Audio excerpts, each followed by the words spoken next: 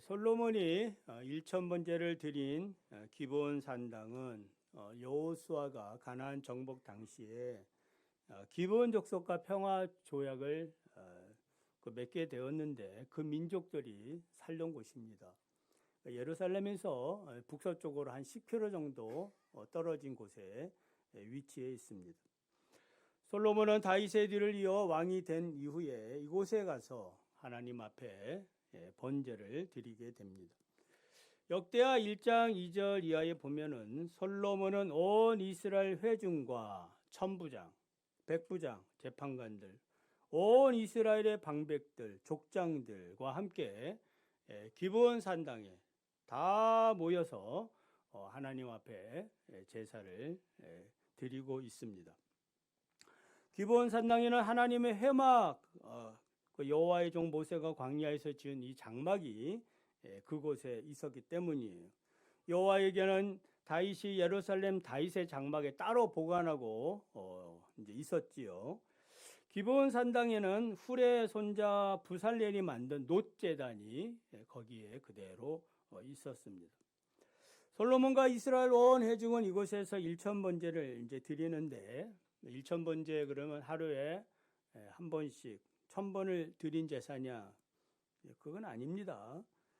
왜냐하면 하루에 한 번씩 제사를 드리려면은 얼마나 드려야 돼요? 기간이 3년 가까이 드려야 됩니다. 이 국가적인 행사거든. 온 백성들이 다 모여서 드리는 이 국가적인 행사를 이렇게 오랫동안 할 수가 없죠. 상식적으로 말이 안 맞습니다.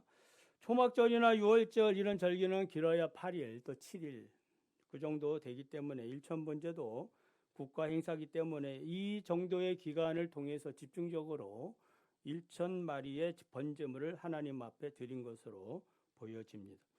번제는 여러분도 잘 알다시피 히브리어로 올라라는 말이 우리말과 비슷하죠. 올라. 뭐가 올라가요? 연기가. 번제물의 연기가 하나님 앞에 이렇게 올라가면 하나님이 그 예배를 받으셨다. 그 연기를 맡으셔서 예배를 받은 것으로 이제 여기십니다. 짐승을 죽여 그 피는 제단 사면에 뿌린 다음에 가죽을 제한 모든 제물 전체를 불살라 드립니다. 번제는 하나님 앞에 온전한 충성과 헌신을 다짐하는 제사입니다.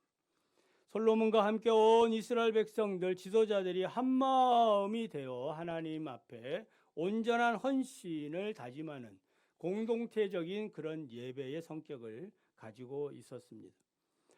하나님은 솔로몬과 백성들이 드리는 제사를 받으셨다는 증거로 솔로몬의 꿈에 나타납니다. 그리고 말씀하지요. 5절을 보면 내가 네게 무엇을 줄고 너는 구하라. 그러니까 예배를 받으셨다는 증거죠. 이 말씀은 무엇을 원하는 대로 구하라. 그러면 그것이 무엇이든지 다 내가 이루어 주겠다라는 약속의 말씀이에요. 지금도 하나님께서는 자신의 뜻을 따라 온전히 헌신하며 살기를 원하는 사람들에게는 변하지 않는 확실한 보증으로 그들이 가지고 있는 그 소원까지 들어 응답해 주시기를 기뻐한다는 사실을 믿으시기를 바랍니다. 예수님께서는 참포도나무 비유에서 이런 말씀을 하셨죠. 너희가 내 안에 거하고 내 말이 너희 안에 거하면 무엇이든지 원하는 대로 구하라 그리하면 이루리라. 이루리란 말은 이제 능력이 주님께서 다 이루어 주겠다. 솔로몬에게 하나님 하신 약속의 말씀과 같아요. 솔로몬이 1,000번제를 시작할 때 처음부터 하나님께 무엇인가 내가 응답을 받아야겠구나 이런 결심을 하고 어떤 목적을 가지고 기도한 것은 아니에요.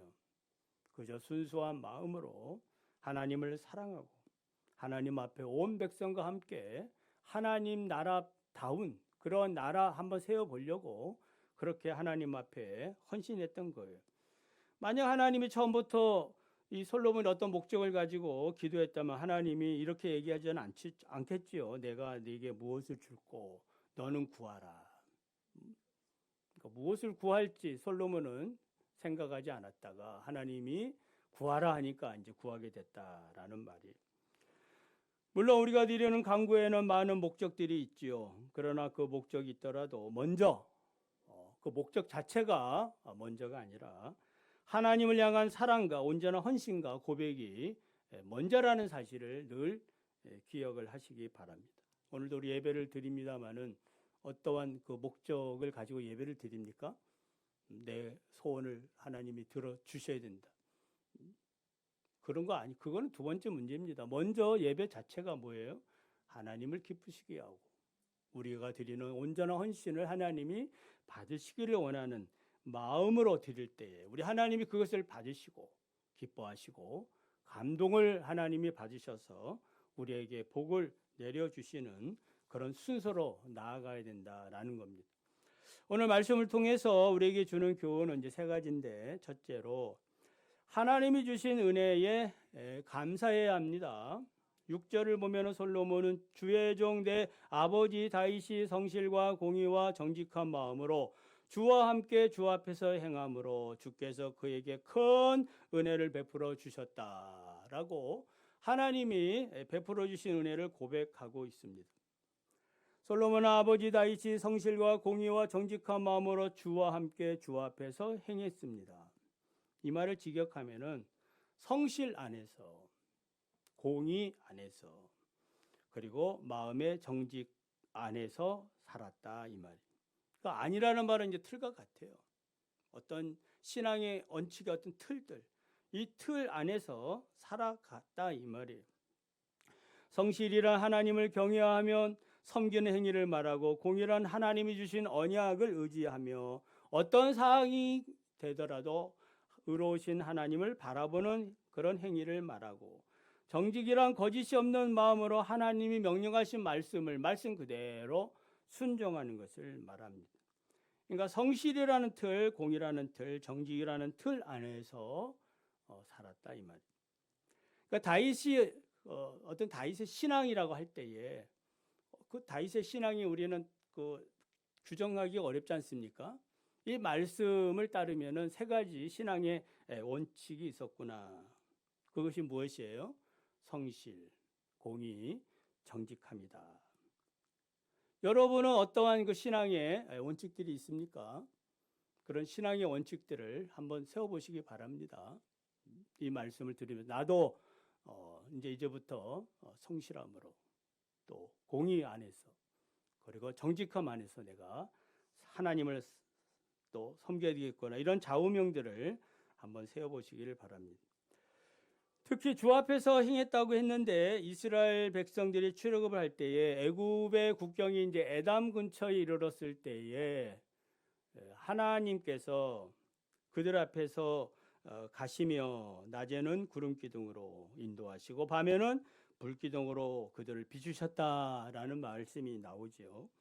그래서 여호와께서 그들 앞에서 가셨다라는 말이 한번 설명한 적이 있죠. 앞이라는 말은 어떤 방향, 위치를 말하는 것이 아니라 앞은 얼굴이다. 얼굴을 말하는 겁니다. 즉 여호와의 얼굴이 자기 백성을 뭐했다? 인도했다. 그러니까 늘 하나님이 지금도 우리가 어디 앞에 서 있는 거예요? 여호와의 얼굴 앞에, 하나님 얼굴 앞에 있는 거예요. 지금 빤히 쳐다보고 있는 겁니다. 빤히 쳐다보고 있는데 어떻게 하겠어요? 옷부터 정신부터 바르게 해야 되지 않겠습니까? 보고 계신다 이 말이에요. 그 하나님이 우리를 보고 계시는 거예요. 다윗의 성실과 공의, 정직한 삶은 여호와 얼굴 앞에서 살았던 삶이에요. 다른 말로 하면은 코람데오다. 코람데오가 무슨 뜻이에요? 여호와 앞에서. 그러니까 여호와 앞에서 말씀대로 살아가는 삶을 얘기하는 거예요. 여호와 앞에서 여호와가 주신 말씀을 따라서 성실과 공의와 정직함으로 살았던 겁니다. 자, 한번 여러분 자기 이름을 넣고 한번 따라해 보시기 바랍니다. 자, 주님과 함께 주님의 얼굴 앞에서 이제 이동섭이는 걸어갔다. 그러니까 이런 뜻이에요. 다시 자기 이름, 주님과 함께 주님의 얼굴 앞에서 자기 이름, 누구는 걸어갔다. 이게 이제 성경에 있는 그대로 얘기예요. 다시 한번 주님과 함께 주님의 얼굴 앞에서 황덕이는 걸어갔다. 서은혜는 걸어갔다. 걸어가는 겁니다. 하나님 앞에서 주와 함께 하나님 얼굴 앞에서 살아가는 겁니다. 자, 그리고 또 큰 은혜를 베풀었다고 했죠. 자, 은혜는 어떤 사람이 받습니까? 오늘 여러분들이 이제 뭐 목사의 설교가 은혜가 됐다고 볼 때 은혜 받았습니다. 목사님. 할렐루야 감사합니다. 이렇게 인사할 수 있잖아요. 은혜 받았습니다. 서로 한번 인사합시다. 은혜 받았습니다. 예. 그러니까 이제 그런 은혜는 어떤 은혜예요? 일반적인 은혜다 이 말이에요. 하나님의 자비하심과 은혜로 하나님이 주시는 거예요. 그럼 더 큰 은혜는 뭐예요? 예? 박 권사님, 더 큰 은혜는 뭐예요? 예? 다 은혜지요. 모든 게 다 은혜입니다. 그런데 은혜 위에 은혜지요. 은혜 위에 우리 교회 은혜 위에 은혜가 있네. 예. 두 분의 은혜님이 계시네. 은혜 위에 은혜. 예? 그러니까 은혜 위에 은혜는 뭐예요? 하나님이 나에게 주신 은혜가 있잖아요. 일차적인 은혜가 있지 않습니까? 그러면 그 일차적인 은혜를 따라서 그 응에 부응되는 좀 더 하나님의 뜻을 따르는 삶을 큰 은혜다. 할렐루야. 그냥 은혜 받은 것으로 족한 것이 아니라 그 은혜에 은혜를 더하는 것. 이게 하나님이 다윗에게 베풀어 주신 은혜고 다윗이 그렇게 살았던 거예요. 하나님이 자기에게 베풀어 주신 은혜가 얼마나 큰지 자기의 평생을 다하여 하나님의 은혜를 지금 갚으려고 애를 쓰는 겁니다. 여러분 큰 은혜 받고 싶지요? 그렇다면 여러분의 은혜 받은 은혜에 대해서 더욱 하나님의 뜻을 따라 순종하며 사시기를 바랍니다. 자, 두 번째는 위대한 사역은 겸손으로 계승된다라는 거예요. 7절로 보면은 주께서 종으로 종의 아버지 다윗을 대신하여 왕이 되게 하셨사오나 종은 작은 아이라 출입할 줄도 알지 못합니다. 솔로몬은 다윗의 들을 이어 왕이 됐지요. 근데 자신을 작은 아이라 이렇게 말합니다. 작다라는 말은 이제 어리다라는 말과 함께 권위가 없어 중요한 사람이 아니다, 중요치 않다라는 뜻도 가지고 있어요. 그리고 아이는 갓난아기를 말합니다. 이 말은 왕답지 못하다는 말이고 말도 잘 못하고 또 권위도 없는 갓난아기에 불과하다. 물론 육체적으로 갓난아기는 아니죠. 지금 솔로몬이 이때의 나이가 대략 20살 전후가 되는 것으로 보여지거든요.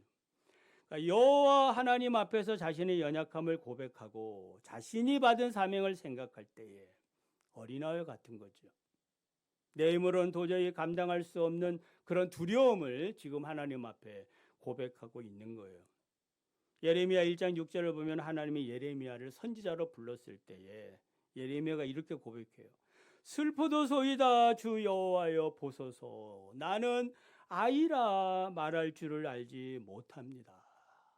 정말 하나님 앞에서 자신이 어떤 존재인가를 철저히 지금 고백하고 있는 장면이에요. 이스라엘은 신정국가지요. 하나님이 왕을 통해 통치하는 나라입니다. 그러니까 왕은 하나님의 대리자예요. 자신이 맡은 바 책임을 생각한다면 자신의 경험이나 능력으로 하나님 원하는 뜻대로 나라를 통치할 수가 없다는 거 너무나 자명한 사실이에요.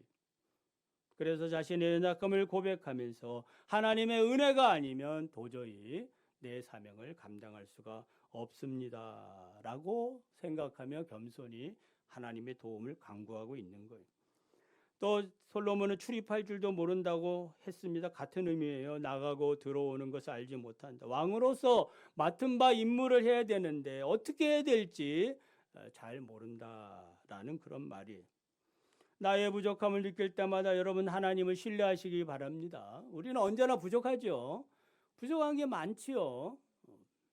저도 여러분 목사로 지금 계속 지금 이곳에 이제 20년 가까이 있습니다만은 부족한 게 많지요. 부족합니다. 또 여러분들 저를 볼 때도 부족하다. 부족한 게 많아요. 솔로몬은 잠언 3장 5절 6절에서 너는 마음을 다하여 여호와를 신뢰하고 내 명철을 의지하지 말라. 너는 범사에 그를 인정하라. 그리하면 내 길을 지도하시리라. 하나님은 겸손한 자에게 은혜를 베풀어 주시는 분임을 믿으시기를 바랍니다. 나이 나된 것은 하나님의 은혜인 줄 믿습니다. 하나님이 여러분을 이 충신교회 직분자로 부르신 것을 믿습니까? 그렇다면 여러분들은 이 직분을 어떻게 감당하려고 지금 생각하십니까? 뭐 되는 대로 하지 뭐. 그냥 그렇게 흘러가는 대로 하는 것이 아니라 하나님 앞에, 하나님 교회, 위대하신 하나님 교회에, 그 축복의 하나님 교회에 작은 것일지라도 직분을 맡았으니까 어떻게 하면 이 일을 잘 감당할 것이냐. 그러니까 직분의 가치는 누가 매기는 거예요? 내가. 하나님 우리에게 주셨는데 그것을 내가 가치 있게 금처럼 여기면은 금 같은 직분이 되는 거고, 그걸 뭐 그냥 돌처럼 여기면은 돌 같은 직분이 되는 거예요. 금 같은 직분. 예수님께서는 지극히 작은 일에 충성된 자가 큰 일에도 충성하리라. 충신교회에서 여러분이 맡은 그 일들을 겸손함으로 잘 감당하시기를 바랍니다. 자, 세 번째, 주님의 마음에 합당한 것을 구하시기를 바랍니다. 솔로몬이 하나님께 구한 것이 무엇이에요? 9절에 보면은 누가 주의 이 많은 백성을 재판할 수 있사오리까? 듣는 마음을 종에게 주사 주의 백성을 재판하여 선악을 분별하게 해 주십시오. 그러니까 솔로몬은 주님 백성이 이렇게 많은데 제가 어떻게 이들을 다스릴 수 있겠습니까? 재판할 능력이 저에게는 없습니다. 그러니까 재판이라고 얘기하는 것은 대표적으로 어떤 통치권을 얘기하는 거죠. 백성을 다스릴 수 있는 어떠한 그 대표적인 일, 그걸 재판이라고 지금 얘기하고 있어요. 재판을 잘 하려면 무엇이 필요한가? 솔로몬은 잘 듣는 마음이라고 이렇게 규정을 합니다. 왕이 되면서부터 이렇게 기도하면서부터 일첨제를 드리면서 또 아니면 그 전부터, 왕이 되기 전부터 솔로몬은 내가 왕이 되면은 어떻게 할까 이런 생각들을 할 수 있겠지요. 그렇기 때문에 평소에 이런 생각들이 있으니까 하나님이 내가 내게 무엇을 줄고 구하라고 했을 때에 지체 없이 하나님 듣는 마음을 주십시오. 이것을 구했던 거예요.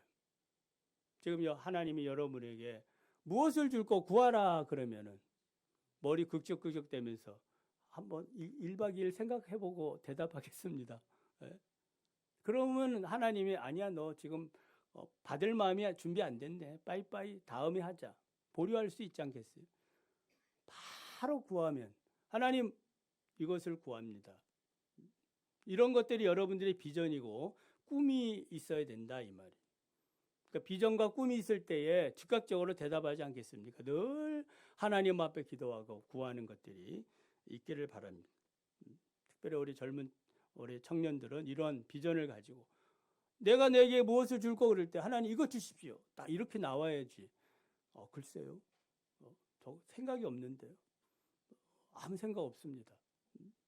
요즘 사람들이 생각 없이 사는 시대 아니겠어요? 자, 듣는 마음이란 무엇일까요? 그 개역 한글 성경에는 지혜로운 마음이라 이렇게 번역이 됐지요. 이 듣는 마음은 이해하다, 순종하다라는 뜻을 가지고 있어요. 그러니까 이해하는 마음을 주셔서 제대로 하나님의 말씀을 이해해야 뭐 하겠다는 거예요? 순종하겠습니다. 복종하겠습니다. 그러니까 이해의 목적이 분명한 거예요.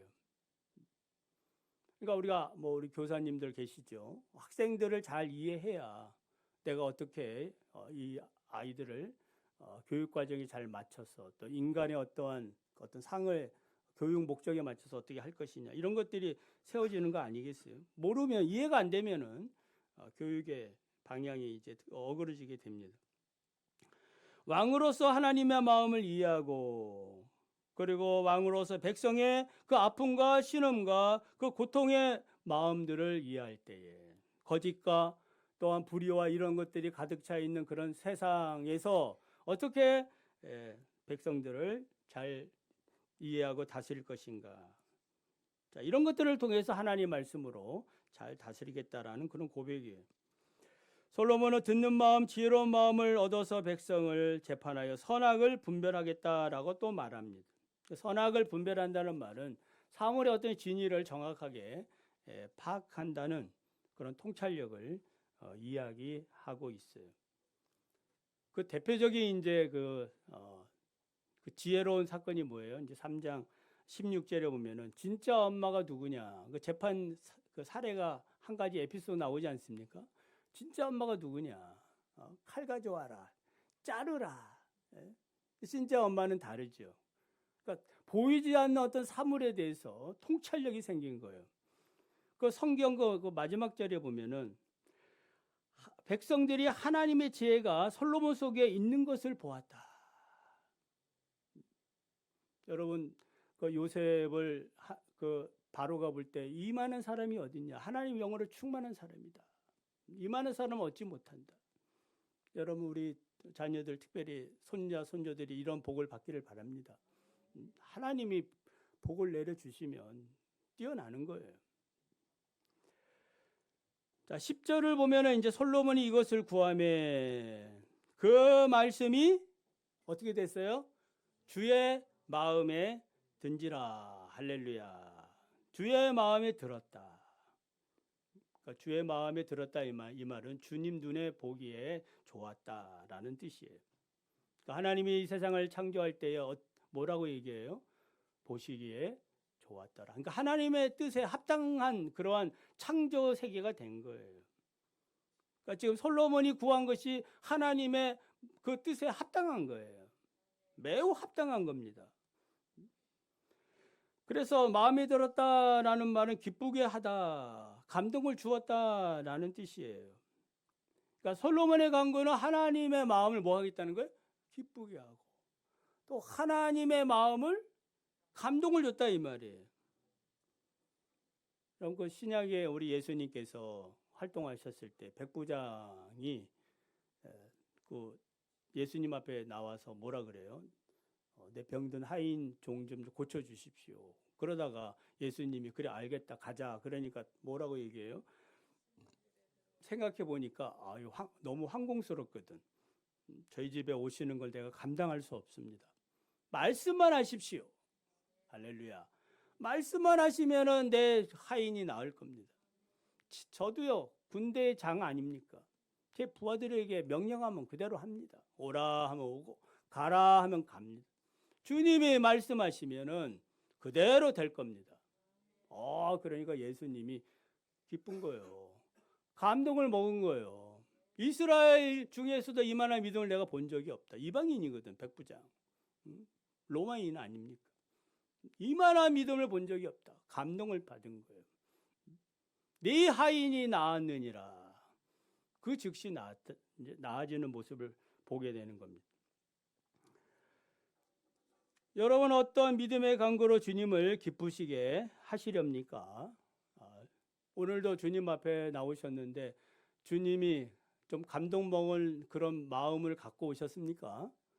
나름대로 주님이 감동하지 않겠습니까? 또 멀리서도 오시고 그렇죠? 또 불가피하게 빠질 수 있는 어떤 환경이 늘 수도 있잖아요. 그걸 또 막 손에도 무릅쓰고 주님 앞에 나올 수도 있는 거예요. CCM 중에 나 주님의 기쁨 되기 원하네 그런 가사 있잖아요. 나 주님의 기쁨 되기 원하네. 그러니까 내가 주님의 기쁨이 되기를 원합니다. 나 주님의 기쁨이 되기를 원합니다. 저도 젊었을 때 이러한 찬양과 이런 기도를 많이 드렸어요. 하나님의 기쁨이 되기를 원합니다. 주님 저를 사용해 주십시오. 언제 그런 기도를 드리겠어요? 언제? 그래야 우리 주님이 여러분의 그 마음을 보시고 기뻐하시고 감동을 먹어서 우리가 원하는 그 이상으로 복을 내려주시는 거예요. 내가 내 인생을 살려고 하면 피곤해요. 솔로몬이 하나님 앞에 나가지 아니하고 자기의 지혜로 할 수도 있지요. 이런 왕들이 지금 뭐 수두로 빽빽합니다. 뒤에 열왕기상을 읽어보면은 정말 하나님을 신뢰하는 사람들은 몇 사람 되지 않아요. 그 왕들 중에. 우리가 늘 하나님 앞에서 이러한 감동을 드리고 기쁨을 드린다면은 하나님이 얼마나 우리에게 큰 은혜를 베풀어 주시겠어요. 말씀을 맺겠습니다. 솔로몬의 일천문제를 통해 주시는 교훈은 무엇입니까? 하나님이 베풀어 주신 그 은혜들을 늘 기억하며 사시기를 바랍니다. 그래서 그 은혜를 생각하면 더 큰 은혜를 받으려면 어떻게 해야 된다? 받은 은혜에 부응하면서 그 말씀대로 순종하면 더 큰 은혜를 받아요. 더 큰 은혜를 내가 왜 못 받았지? 아, 여기에 있었구나. 올해는 한번 실천해 보시기를 바랍니다. 그리고 항상 하나님 앞에 겸손한 마음을 가지고 사시기를 바랍니다. 하나님을 신뢰할 때에 하나님은 자기를 신뢰하는 자를 결코 멀리하지 않습니다. 지혜를 구하는 자에게 지혜 주시고, 건강 주세요, 건강 주시고, 물질 주세요, 물질도 주시는 거예요. 필요한 것 하나님 앞에 한번 구하시기를 바랍니다. 무엇보다도 우리가 구하는 이 모든 것들이 하나님의 마음에 딱 들기를 바랍니다. 그러니까 지혜가 있어야 되거든요. 하나님의 마음에 합한 그러한 기도의 삶, 내 인생의 삶이 될 때에 하나님께서는 기뻐하시고 감동을 받으셔서 솔로몬이 구하지 않는 것, 부와 명예와 모든 권세와 장수까지 하나님이 보너스로 주셨다라는 사실을 기억할 때에 너희는 먼저 그의 나라와 의를 구하라는 주님의 말씀을 따라 늘 우리가 무엇을 구할 것인가 하나님 앞에 잘 구하며 살아가는 저와 여러분 되시기를 바랍니다.